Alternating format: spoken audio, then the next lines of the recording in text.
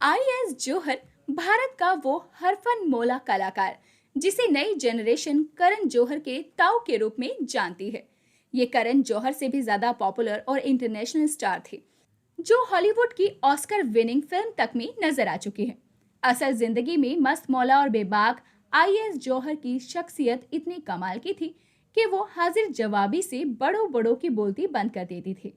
सरकार उनके रवैये से इस कदर परेशान रहती थी कि उनकी फिल्मों पर बैन लगा दिया जाता था। जौहर इस कदर बेबाक थे कि एक बार उन्होंने पाकिस्तान के पूर्व पीएम जुल्फिकार भुट्टो की बेटी बेनजीर भुट्टो को हीरोइन बनाने का ऑफर दे दिया था। कुछ लोग आई.एस. जौहर को सरफिरा फिल्म मेकर और हीरो समझते थे, जिन पर अपने नाम पर फिल्में बनाने का जुनून था, जैसे जौहर इन कश्मीर, आई एम जौहर और जौहर इन बॉम्बे। मजाकिया अंदाज और बेहतरीन कॉमिक टाइमिंग के चलते कई लोग इन्हें इंडियन चार्ली चैपलिन कहते थे, लेकिन वो इसे बेइज्जती समझते थे। आई.एस. जौहर को भारत का पहला रिजर्व्ड तलाक लेकर तलाक का ट्रेंड लाने का क्रेडिट भी दिया जाता है। उन्होंने 5 शादियां कर 5 बार तलाक लिया था। उनका बचपन कई ट्रेजेडी के नाम पर रहा। एक शादी में पाकिस्तान से भारत आए, लेकिन दंगों के चलते कभी घर नहीं लौट सके। उनका एक जुड़वा भाई भी था, जिसकी बदमाशियों पर आई.एस. जौहर को पिटाई पड़ती थी। जब बड़ा भाई गुंडागर्दी करने लगा, तो पुलिस उन्हें पकड़कर जेल में डाल देती थी। इससे भी बड़ा सदमा तब लगा जब भाई ने हमशक्ल होने का फायदा उठाकर उनकी गर्लफ्रेंड से शादी कर ली। आई.एस. जौहर अपनी मौत भी राज रखना चाहते थे। बच्चों से कहते थे कि जब मैं मर जाऊं तो किसी को इख्तराम मत करना। 16 फरवरी 1920 को इंद्रसेन सिंह जौहर का जन्म ब्रिटिश इंडिया के झेलम जिले के तलागंग में हुआ था। बंटवारे के बाद तलागंग पाकिस्तान के हिस्से आया। यश जौहर उनके बड़े भाई थे, जिनके अलावा उनका एक जुड़वा भाई भी था। आई.एस. जौहर की शक्ल जुड़वा भाई से इस कदर मिलती थी कि हर बार उनका भाई बदमाशी करके भाग जाता, लेकिन पिता गलतफहमी में उन्हें पीट दिया करते थे। आई.एस. जौहर बचपन से पढ़ाई में अव्वल थे, लेकिन उनका जुड़वा भाई गुंडागर्दी और बदमाशी किया करता था। एक दफा तो यूं भी हुआ जब भाई के अपराध पर आई.एस. जौहर को जेल तक जाना पड़ा। इससे भी बड़ी ट्रेजेडी ये रही कि आई.एस. जौहर जिस लड़की से प्यार करते थे, उससे उनके भाई ने शादी कर ली। ये किस्सा खुद आई.एस. जौहर ने 1957 में हुई इंडियन फिल्म फेस्टिवल में सुनाया था। आई.एस. जौहर हिंदी सिनेमा के सबसे पढ़े लिखे कलाकार कहे जाते थे। उन्होंने इकोनॉमिक और पॉलिटिक्स में मास्टर डिग्री हासिल करने के बाद एलएलबी की पढ़ाई की थी। आज़ादी से पहले इतनी पढ़ाई करना आम नहीं था। 1947 में अंग्रेजों से आज़ादी मिलने के साथ ही भारत और पाकिस्तान का बंटवारा हो गया। बंटवारे में आई.एस. जौहर का गांव तलागंग पाकिस्तान के हिस्से आया था, लेकिन पाक के लोग अपनों में मिलने अक्सर भारत आया जाया करते थे। साल 1947 की बात है, जब आई.एस. जौहर अपने परिवार के साथ एक शादी में शामिल होने पाकिस्तान से पटियाला आए, और इसी बीच दोनों देशों के बीच तनाव बढ़ गया और दंगे शुरू हो गए। दंगों में पाकिस्तान की हिंदू कॉलोनी जलाई जा रही थी। ऐसे ही वल्लाड का शाह आलमी बाजार भी जला दिया गया। दंगों में इतने लोग मारे गए कि डर के चलते आई.एस. जौहर का परिवार कभी पाकिस्तान लौटा ही नहीं। शुरुआती कुछ महीने उन्होंने दिल्ली में गुजारे और फिर आई.एस. जौहर नौकरी की तलाश में जालंधर आ गए। लिखने में बहुत माहिर थे, तो हिंदी सिनेमा में स्क्रिप्ट राइटर बनने का सपना लिए वो 1949 में बॉम्बे चले आए। बॉम्बे में उन्होंने फिल्मों की स्क्रिप्ट लिखनी शुरू कर दी।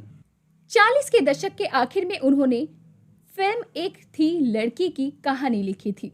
ये स्क्रिप्ट उस जमाने के मशहूर फिल्म मेकर रूप के शोरी को बेहद पसंद आई, जिस पर उन्होंने फिल्म एक थी लड़की बनाई। फिल्म में मीना शोरी लारा लप्पा गर्ल बनी। वहीं लता मंगेशकर ने भी लारा लप्पा गाना गाकर देश भर में पहचान बनाई। फिल्म के राइटर होने के साथ आई.एस. जौहर ने इसमें कॉमेडियन का छोटा सा रोल भी प्ले किया था। इस छोटे से रोल की बदौलत आई.एस. जौहर को लगातार फिल्मों में काम मिलने लगा। करीब 3-4 फिल्मों में एक्टिंग करने के बाद 1952 की फिल्म श्रीमती जी से उन्होंने बतौर डायरेक्टर काम करना शुरू कर दिया। अपनी मौत राज रखना चाहते थे आई.एस. जौहर। फिल्मों से डरकर सरकार लगा देती थी बैन। बेनजीर भुट्टो को हीरोइन बनाना चाहते थे। 1954 में आई.एस. जौहर ने नास्तिक फिल्म लिखी और इसे डायरेक्ट भी किया। फिल्म में अजीत और नलिनी जयवंत लीड रोल में थे, जबकि खुद उन्होंने एक जोकर की भूमिका निभाई थी। ये फिल्म आई.एस. जौहर ने अपनी जिंदगी पर लिखी थी, जब बंटवारे के बीच हालातों से तंग आकर वो नासिक बन गए थे। 1954 में रिलीज हुई ये फिल्म जबरदस्त हिट साबित हुई, जिसका गाना देख तेरे संसार की हालत क्या हो गई भगवान आज भी सुना जाता है। इस फिल्म में बी.आर. चोपड़ा उनके असिस्टेंट थे। इस फिल्म से आई.एस. जौहर बेहतरीन हीरो, कॉमेडियन, स्क्रिप्ट राइटर होने के साथ साथ एक बेहतरीन डायरेक्टर के रूप में भी उभरे। उन्होंने आगे जाकर 12 फिल्में डायरेक्ट की और 4 प्रोड्यूस की। हिंदी फिल्म के अलावा उन्होंने इंटरनेशनल फिल्में Harry black, north west frontier, Lawrence of Arabia, death of the Nile में भी काम किया था। ब्रिटिश फिल्म हैरी ब्लैक के लिए आई.एस. जौहर को BAFTA यानी ब्रिटिश एकेडमी फिल्म अवार्ड में बेस्ट ब्रिटिश एक्टर कैटेगरी के लिए नॉमिनेट किया गया था। बाफ्टा में नॉमिनेट होने वाले ये पहले एक्टर थे। 1971 में आई फिल्म जॉनी मेरा नाम में आई.एस. जौहर ने ट्रिपल रोल निभाया था। बेहतरीन कॉमिक के लिए इन्हें best performance in comic role के लिए पहला फिल्म फेयर अवार्ड मिला था। आई.एस. जौहर को अपने नाम और सरनेम से बेहद लगाव था। 1965 में अपने नाम पर जौहर महमूद इन गोवा फिल्म प्रोड्यूस और डायरेक्ट भी की। इसके हीरो भी खुद आई.एस. जौहर ही थे। आगे इन्होंने अपने नाम पर जौहर इन कश्मीर, जौहर इन बॉम्बे और जौहर महमूद इन हांगकांग भी बनाई। उन्होंने अपने नाम पर कुल 7 फिल्में बनाई थी। उनके नाम पर बनी फिल्में कॉमेडी की गारंटी समझी जाती थी।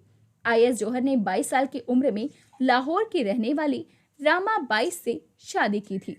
इस शादी से उन्हें 2 बच्चे हुए, लेकिन भारत आने के बाद 1949 में आई.एस. जौहर ने पत्नी को तलाक दे दिया। ये वो दौर था जब तलाक का नॉमिनेशन नहीं होता था।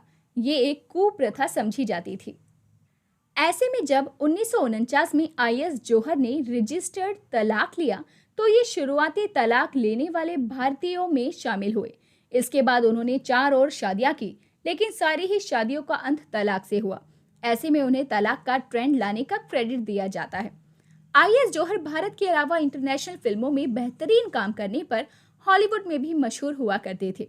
इनकी कॉमिक टाइमिंग इतनी बेहतरीन थी कि अक्सर लोग इनकी तुलना चार्ली चैपलिन से करते थे। साल 1957 की बात है। लंदन में हुए इंडियन फिल्म फेस्टिवल में आई.एस. जौहर को बतौर स्पीकर इनवाइट किया गया था।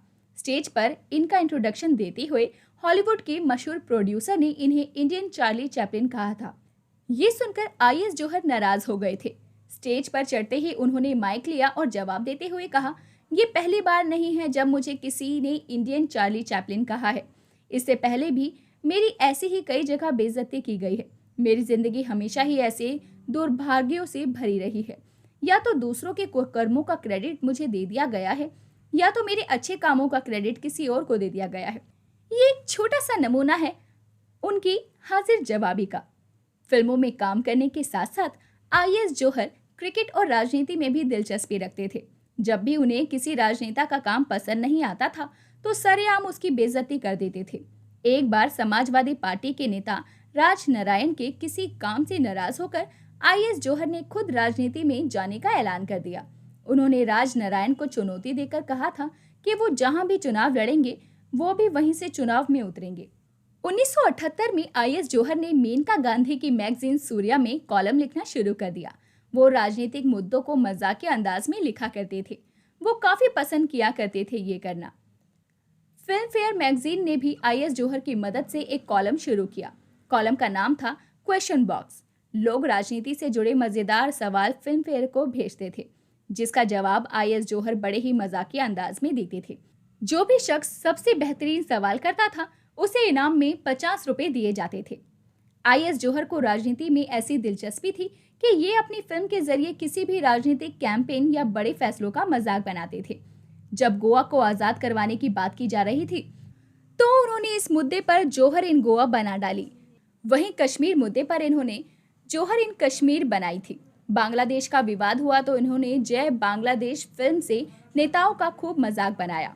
आई.एस. जौहर 1984 में काफी बीमार रहने लगे। 5 शादियां करने वाले आई.एस. जौहर अब अकेले पड़ गए थे। पहली पत्नी से हुए उनके 2 बच्चे अंबिका और अनिल साथ ही रहते थे। एक दिन उन्होंने अपने दोनों बच्चों को पास बुलाया और कहा कि मैं नहीं चाहता कि मेरे मरने की खबर किसी तक पहुंचे। बच्चों ने पहले तो उनकी बात को संजीदगी से नहीं लिया, लेकिन 2 दिन के बाद ही 10 मार्च 1984 को आई.एस. जौहर का निधन हो गया। उनके बच्चों ने उनके आखिरी इच्छा का सम्मान करते हुए उनकी मौत की खबर किसी को नहीं दी। गंभीर बीमारी के बीच भी उनके मजाकिया अंदाज में कोई कमी नहीं आई। एक रिपोर्ट के अनुसार उन्होंने मौत से पहले अपने बेटे से भी यही कहा था कि अगर उनके मरने की खबर अखबारों में छपे तो वो अखबार उन तक जरूर पहुंचाया जाए। तो दोस्तों, अभी के लिए बस इतना ही। मिलते हैं आपसे अगली वीडियो में, तब तक अपना ध्यान रखिए। Bye bye.